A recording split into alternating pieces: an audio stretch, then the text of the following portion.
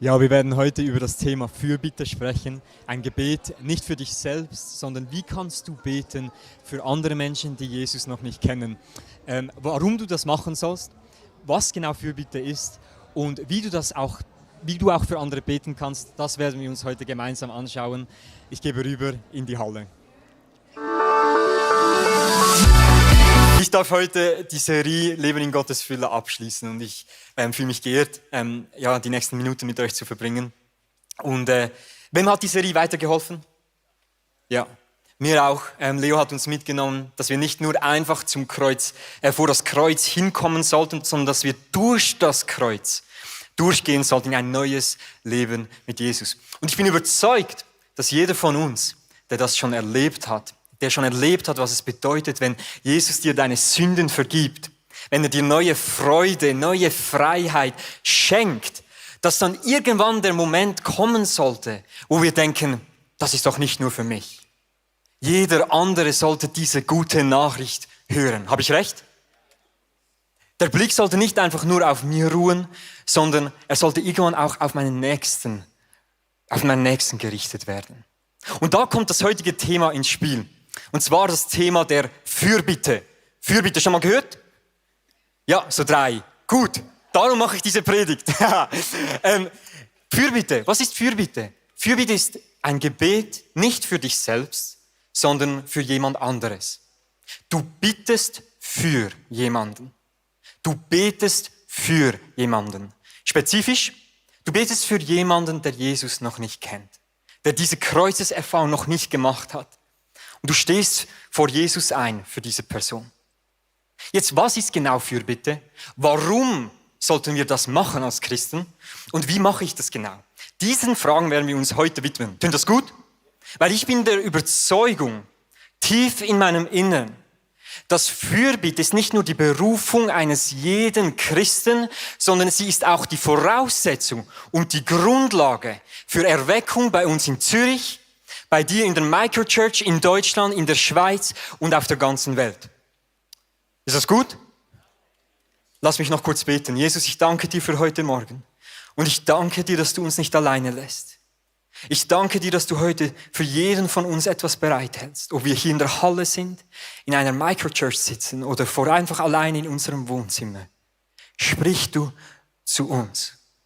Und über allem lass dir die Worte meines Mundes und die Gedanken meines Herzens gefallen. Herr, mein Fels und mein Erlöser. Wir alle sagen Amen. Amen. So, wer hat eine Lieblingserinnerung als Kind? Eine Kindheitserinnerung? Dürft mal die Hand heben. Okay, schon ein bisschen mehr als vorher die im Herbstcamp waren, das ist schon mal gut. Ich habe eine meiner Lieblingserinnerungen, als ich 15 Jahre alt war, dann nahm ich meinen Vater für ein paar Tage nach London. Machte so eine paartägige Reise. Ich habe hier ein Bild mitgebracht. Ich hatte so einen merkwürdigen, ortsbezogenen Style. Ich glaube, ich habe das T-Shirt im Primark irgendwie für 5 Pfund gekauft. Und ich hatte irgendwie auf jedem Foto, das wir von damals haben, habe ich dieses T-Shirt an. Ja, Teenager halt. Ich musste gerochen haben, ich weiß es nicht mehr genau. Auf jeden Fall, wir waren 5 Tage da. Und wir waren im Wembley Stadium, wir waren im Kino, wir haben viel unternommen.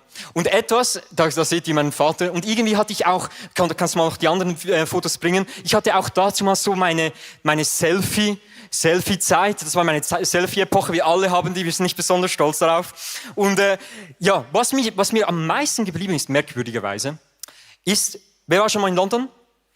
Da gibt es die Metro, die Underground.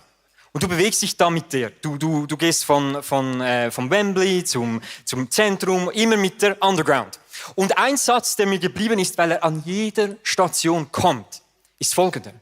Please mind the gap between the train and the platform. Übersetzt, bitte beachte den Abstand, die Lücke zwischen dem Zug und dem Bahnsteig. Camden Town, please mind the gap between the train and the platform.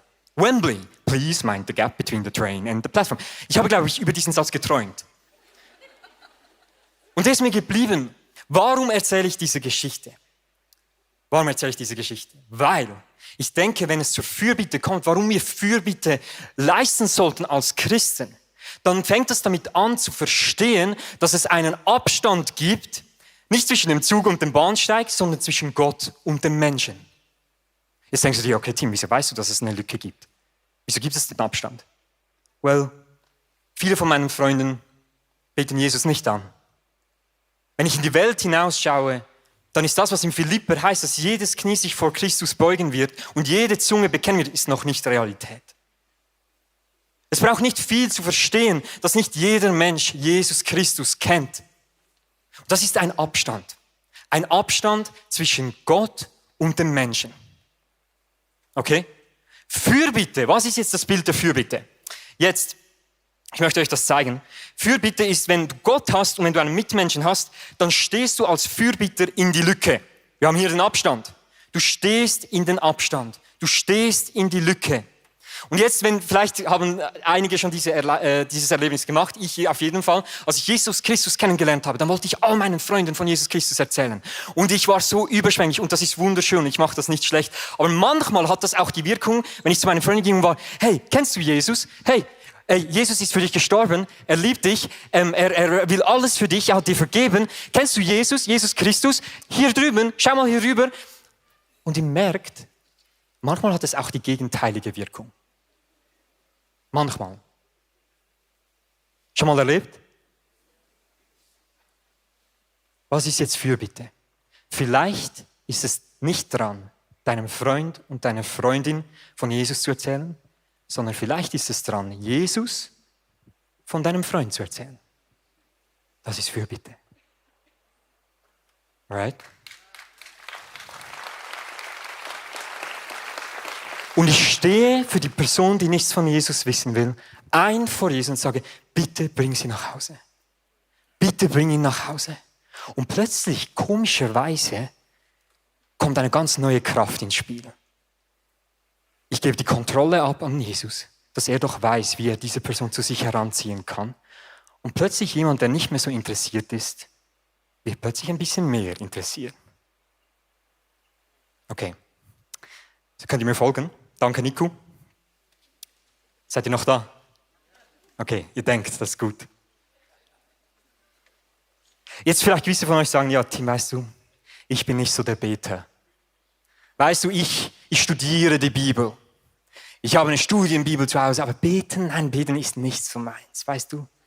Ich worshipe mega gerne, ich singe und so, aber beten, das ist nicht so meins. Liebe Freunde, wir als Christen haben die Option des Betens dafür bitte nicht. Im 1. Thessalonicher sagt Paulus, bete ohne Unterlass. Das ist herausfordernd. Bete alle Zeit, heißt es im Epheser.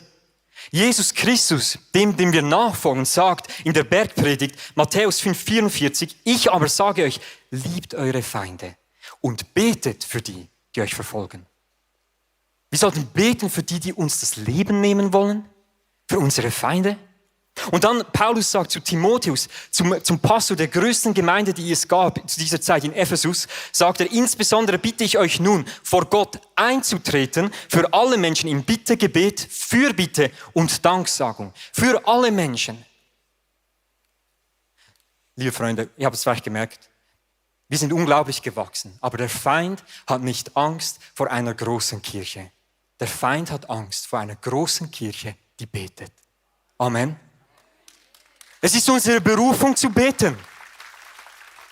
Du fragst dich, was Gott von dir will. Ich habe immer wieder Gespräche mit Menschen, die sagen, ja, ich weiß nicht, für was mich Gott auf diese Welt gestellt hat. Fürbitte. Voilà. Gebet. Steh für andere Menschen ein, die Jesus nicht kennen. Kommt das natürlich? Nein. Ich bin mal ganz ehrlich mit euch, ich bin ein Mann im 21. Jahrhundert. Es gibt 1000 andere Dinge, die ich lieber tun würde, als für andere Menschen zu beten. Ich habe euch mal ein paar mitgebracht. Ich liebe Fußball, ich spiele es gerne selber, ich schaue es gerne und ich spiele es auch gerne auf der Playstation. Ich studiere, ich habe Prüfungen, ich habe geheiratet, ich habe eine Frau, ich habe Freunde, ich muss kochen lernen, ich muss putzen lernen, ich habe 10 verschiedene Social-Media-Profile, habe Dutzende Nachrichten am Tag und wenn ich dann am Ende am Tag noch die Rechnungen zahlen muss, dann komme ich vielleicht noch zu einem kurzen Moment des Gebets. Aber dann bete ich halt einfach auch lieber für mich selbst. als für jemand anderes. Und wenn ich dann nach 2-3 Minuten für mich selbst gebetet habe, dann merke ich, meine Gebetsmuskeln sind müde. Für Freunde beten, die Jesus nicht kennen, das kann ja morgen sein. Es ist unsere Berufung, einzustehen. Gebet kommt nie natürlich. Nie. Aber es ist die mächtigste Waffe, die wir besitzen. Jetzt, wir sollten beten, weil es die Bibel uns einerseits sagt, aber ich möchte euch in eine Geschichte mitnehmen, die mich persönlich, die mein Gebetsleben auf den Kopf gestellt hat. Und zwar ist es die berühmte Geschichte aus dem Alten Testament. Wir haben dieses Volk Israel, das für 400 Jahre versklavt wird. Und Gott sieht ihr Elend und ihr kennt die Geschichte, er bringt sie aus der Sklaverei. Er befreit sie aus dem Joch der Ägypter und er bringt sie zum Berg Sinai. Und er formt ein neues Volk. Er lädt sie in die Beziehung mit sich selbst ein, mit dem lebendigen Gott, der Himmel und Erde geschaffen hat. Und er sagt ihnen, hey, wenn ihr mit mir zusammenleben wollt, dann haltet doch euch an diese Gesetze, weil die werden euch Leben geben. Und die Israeliten sagen, ja, wir wollen das, wir werden alles halten, was du sagst. Und nur ein paar Wochen später, da brechen sie das erste Gebot und sie legen allen Schmuck zusammen und sie gießen aus dem Gold ein goldenes Kalb und tanzen herum und beten das Kalb an. Und Gott hat gesagt, macht kein Abbild von mir. Sie sagen, dieses Kalb ist der Gott, der uns aus Ägypten geführt hat. Und Gott wird zornig. Gott wird wütend und er ruft Mose zu sich und er sagt, ich habe gewusst, es ist ein halsstarriges Volk. Ich werde sie vernichten und ich werde mit dir ein neues Volk gründen. Und was macht Mose? Aber Mose flehte den Herrn, seinen Gott, an. Herr, warum willst du dein Volk in deinem Zorn vernichten, das du doch mit so großer Macht und starker Hand aus Ägypten geführt hast? Die Ägypter werden sagen, Gott hat sie in die Berge geführt, um sie dort zu töten und zu vernichten. Lass ab von deinem schrecklichen Zorn. Mose flehte. Gib dein Vorhaben auf, solch ein Unheil über dein Volk zu bringen. Denke an deinen Diener Abraham, Isaac und Jakob, denen du geschworen hast, ich werde euch so viele Nachkommen schenken, wie es Sterne am Himmel gibt. Ihnen werde ich dieses Land, das ich euch versprochen habe, als ewigen Besitz geben. Was macht Moses? Er macht Fürbitte. Er steht ein für sein Volk vor Gott. Und was das ultra interessant ist an dieser Stelle, dass wir dann lesen, nachdem Moses gebetet hat, da tat es dem Herrn leid und er ließ das angedrohte Unheil nicht über sie kommen. Jetzt, das hebräische Wort, das wir hier haben für Leid tun, ist Nacham. Nacham. Nacham bedeutet so viel wie Leid tun, bereuen, seine Meinung ändern. Gott änderte seine Meinung. Warum? Weil Moses gebetet hat. Weil Moses eingestanden ist für sein Volk. Hast du gewusst, dass du Gottes Herz bewegen kannst? Hast du gewusst, dass deine Gebete nicht einfach irgendwo in den Himmel gehen, sondern auf offene Ohren stoßen? Wie schön ist das, dass wir einen Gott anbeten, der dynamisch ist, der nicht einfach die Welt geschaffen hat und dann sie einfach sich selbst überlässt, sondern dass er mit Menschen, mit dir und mit mir die Zukunft gestalten will. Ist das nicht wunderschön? Es ist ein Gott, der hört. Es ist ein Gott, der sich bewegen lässt, wenn du betest, wenn du dein Herz aufweichen lässt für die Menschen, die Jesus nicht kennen. Das ist Gottes Mission und er wünscht sich, dass das auch deine Mission wird. Könnt ihr mir folgen? Wir dienen einem unglaublichen Gott. Herr von Himmel und Erde und trotzdem so nah, dass er hört, wenn du bittest. Du bist noch nicht überzeugt. Lass mich dir eine Geschichte erzählen. Wir haben in unserer Small Group etabliert, dass wir Fürbitte leisten. Wir haben gebetet für Freunde und Freundinnen in unserem Umfeld. 2 Wochen später haben wir uns getroffen und wir haben einfach ausgetauscht, was Gott gemacht hat. Und ein Freund aus der Small Group hat erzählt von der einen Freundin, für die wir gebetet haben. Die kennt Jesus nicht und die war nicht unbedingt Fan von Jesus. Und in diesen 2 Wochen, nachdem wir gebetet haben, kam sie aus dem Nichts auf ihn zu und sagte, hey, kannst du mir nochmal einfach die christlichen Inhalte erklären? Was glaubt ihr Christen? Zufall? Lass mich dir eine andere Geschichte erzählen. Ich habe für eine Zeit lang in der Mission gearbeitet und zu einem Zeitpunkt ging ich für einen Monat, nahm ich ein Team nach Nepal. Und wir wanderten am Himalaya entlang, wir waren in 4 verschiedenen Dörfern. Und im letzten Dorf sprach Gott zu mir und sagte, jeden Morgen, bevor ihr aufsteht um 6 Uhr morgens, betet als Team eine halbe Stunde, steht ein für die Menschen, die in diesem Dorf leben. Nepal ist ein Land, in dem man nicht von Jesus erzählen darf. Es war unglaublich hartes Pflaster. Aber ich sage euch, in diesem letzten Dorf, als wir in den Schulen unterrichteten, plötzlich fingen an, die Menschen zu weinen. Der Heilige Geist zeigte sich. Die Leute waren, das ist die Wahrheit, die ihr verkündet. Und ich musste den ganzen Berg hochrennen, um noch mehr Bibeln zu holen. Wir hatten zu wenige.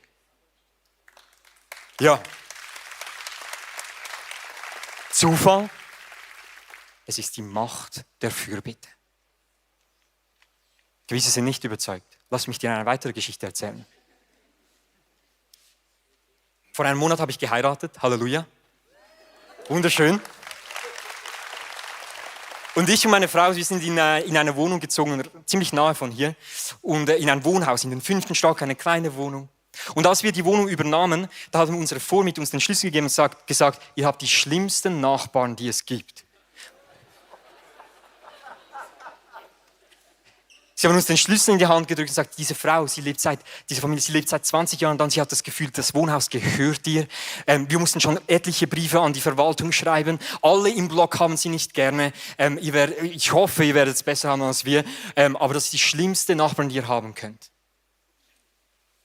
Und Desi und ich, wir haben gemerkt, wir können das so nicht stehen lassen. Wir haben uns Zeit genommen, wir haben gebetet, wir haben diese Frau gesegnet, wir sind eingestanden, wir haben gesagt, wir haben nicht den Geist der Angst.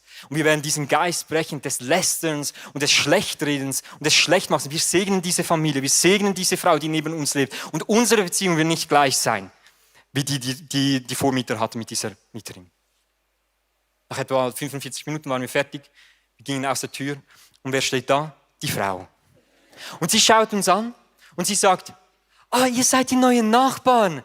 Hey, wenn immer ihr eine Frage habt, ich lebe seit 20 Jahren in diesem Block, kommt einfach zu mir. Ich werde euch alles helfen, was ihr braucht. Schön seid ihr hier, so jung, es freut mich riesig.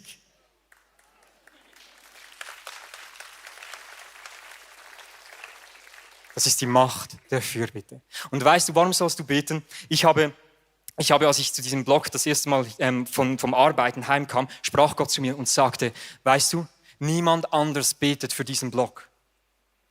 Du bist der Einzige, der einsteht. Niemand anders wird kommen. Du bist meine Hände und du bist meine Füße in diesem Block. Das ist deine Aufgabe. Weißt du, dass alles, was Gott braucht, um in deinem Land Erweckung zu bringen, bist du. Alles, was Gott braucht, um die Stadt deiner Microchurch auf den Kopf zu stellen, das bist du. Alles, was Gott braucht, um deine Familie zu verändern, das bist du. Komm on, hey, ist jemand dankbar, dass Gott dich brauchen kann, dass er mit dir arbeiten kann und die Welt zur Erweckung bringen kann? Er kann dich brauchen. Das ist wunderschön. Du bist nicht sein Sklave, sondern du bist sein Partner. Niemand anders wird kommen. Niemand anders wird kommen in deinen Sportverein. Niemand anders wird kommen und beten für deinen Arbeitsplatz. Du bist da. Du bist da. Steh ein. Jetzt bist du überzeugt. Wie mache ich jetzt das genau? Wie mache ich das genau? Wie leiste ich Fürbitte? Das Erste, was du brauchst, ist ein System. Du brauchst einen Plan. Und das kann man auf 2 verschiedene Arten machen. Die einen sind sehr gut im sich Zeit rausschneiden aus dem Alltag. Wir haben zum Beispiel die Hour of Prayer am Dienstag über den Mittag, wo du online mit uns beten kannst. Nimm dir einen Zeitpunkt in der Woche, wo du betest für andere Menschen. Jetzt, weißt du, ich bin nicht so der Typ, ich bin nicht so gut in dem, ich muss mich wirklich zwingen, um das zu machen. Ich bin eher der das Gebet in meinen Alltag etabliert und reinzieht. Das heißt, ich mache mal ein Beispiel.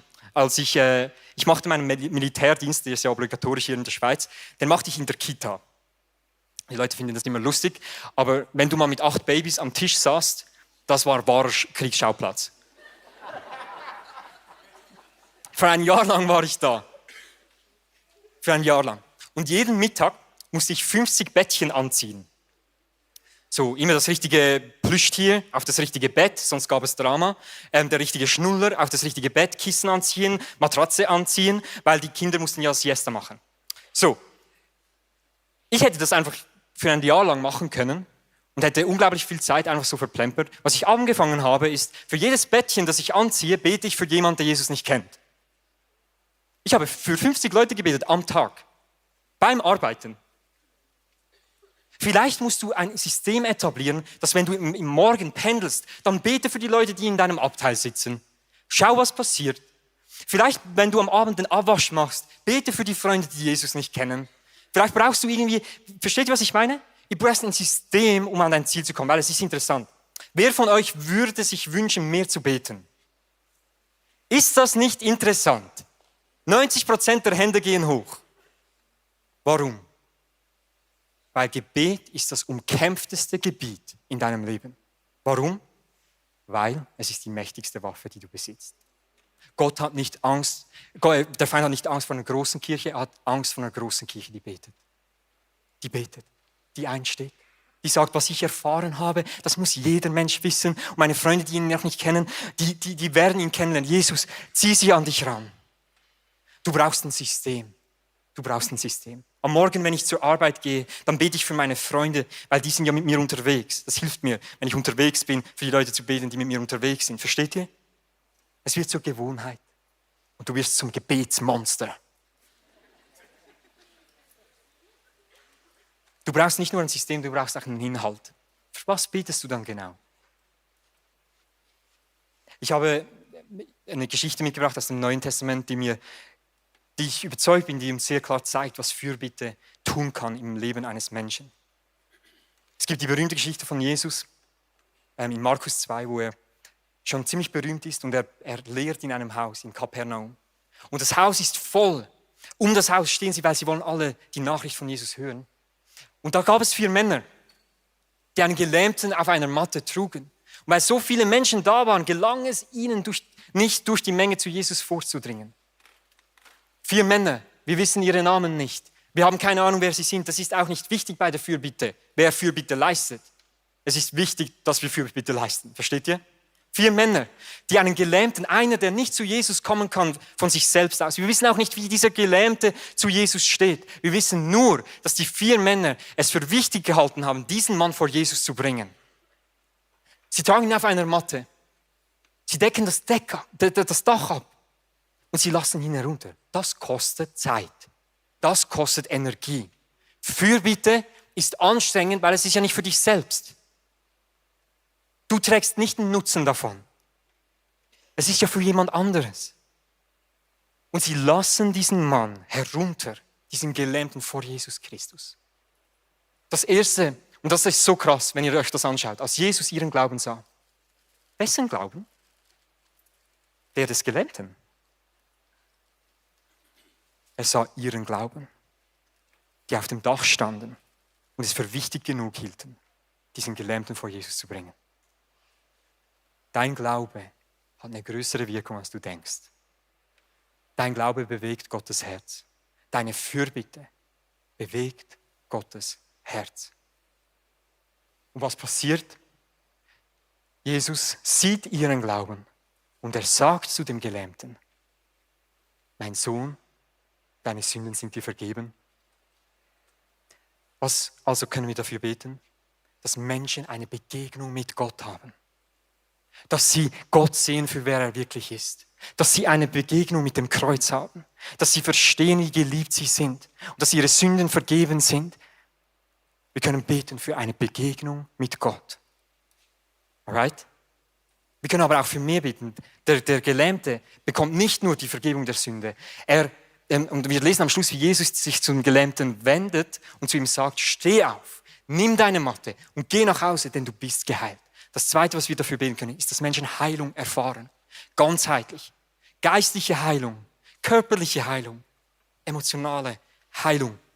Dieser Mann bekommt nicht nur die Vergebung der Sünden, nein, sein Leben wird auf den Kopf gestellt. Also wir können dafür beten, dass Gott ihm nicht nur begegnet, sondern dass er auch sein Leben verändert. Ich sage es nochmal. Wir können nicht nur dafür beten, dass Gott den Menschen begegnet, sondern dass er auch ihr Leben verändert.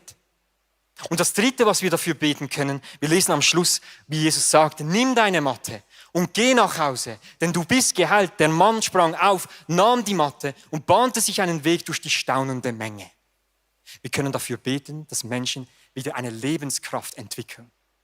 Deine Matte aufzunehmen und in dieser neuen Berufung, in diesem neuen Leben, im sündenvergebenen Leben zu laufen, zu gehen, die Matte zu tragen, die Beine zu stärken, dass sie einen neuen Lebenswillen entwickeln. Dafür können wir beten. Seid ihr noch da? Gottes Begegnung, Heilung und neue Lebenskraft. Alright? Ist das nicht eine wunderschöne Geschichte? Wir sind berufen zu beten. Liebe Freunde, steht doch auf. Steht auf, auch in den Microchurches und online. Weil ich weiß, als ich diese Message vorbereitet habe, dass ich in einen Schmerzpunkt von vielen Menschen trete. Und dieser Schmerzpunkt geht folgendermaßen. Ich bete seit Jahren und nichts ist passiert.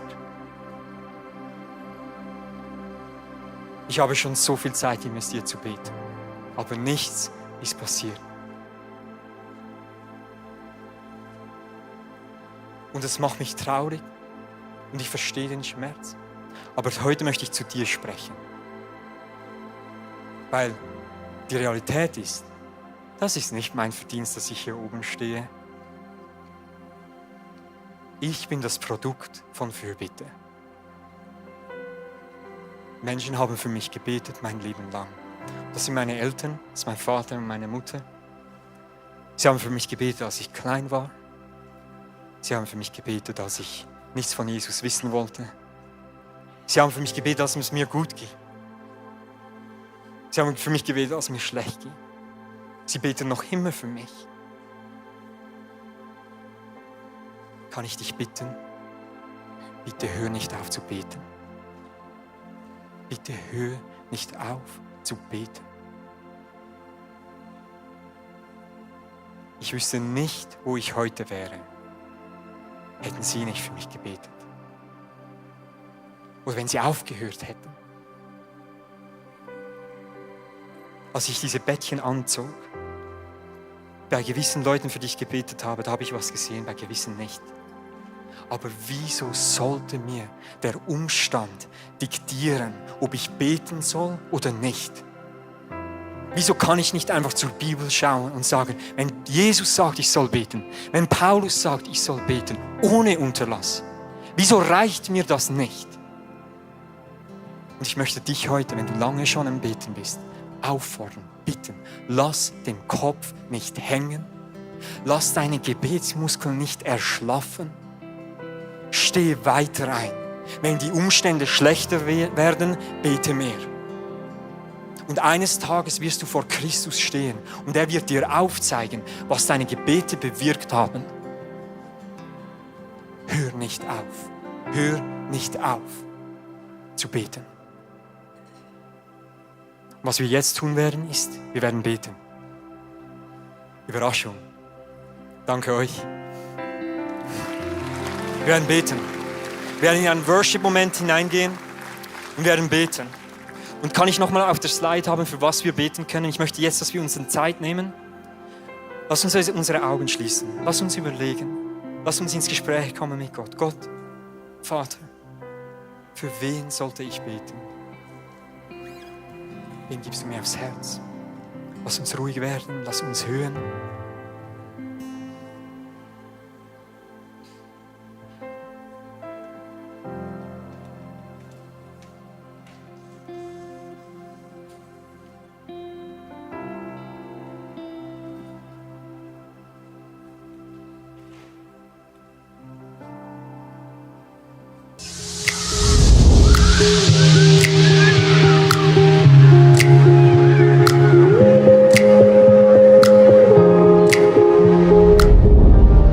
Schön, dass du dabei warst. Ich hoffe, dass die Predigt dir geholfen hat und du viele Dinge auf deinen Alltag umsetzen kannst. Wir würden wirklich gerne mehr von dir erfahren. Vielleicht hast du Fragen, was beschäftigt dich? Dann besuch uns doch auf unserer Homepage icf.ch/connect. Dort erfährst du auch, was uns als Community eigentlich ausmacht. Alles, was du hier siehst, hat zu tun, viele Volunteers, sie haben ihre Talente investiert, ihre Zeit investiert, auch ganz konkret Finanzen, weil ohne Finanzen ist das alles gar nicht möglich. Ja, und das hier ist unsere Einladung an dich, Teil von diesem Großen zu werden, was Gott tut, auch mit deinen Finanzen, weil es ist so viel Technik, es sind so viele Investments, die wir machen, dass das alles möglich ist. Und mit deinen Finanzen kannst du da einen Unterschied machen. Und noch eine kleine Sache, abonniert den Kanal, macht einen Daumen hoch, schreibt was in den Kommentar rein, weil es wird uns helfen, dass Leute plötzlich von dieser Sendung hören, weil wir wollen ja die beste Botschaft rausbringen an Menschen, die noch nie von diesem Gott gehört haben.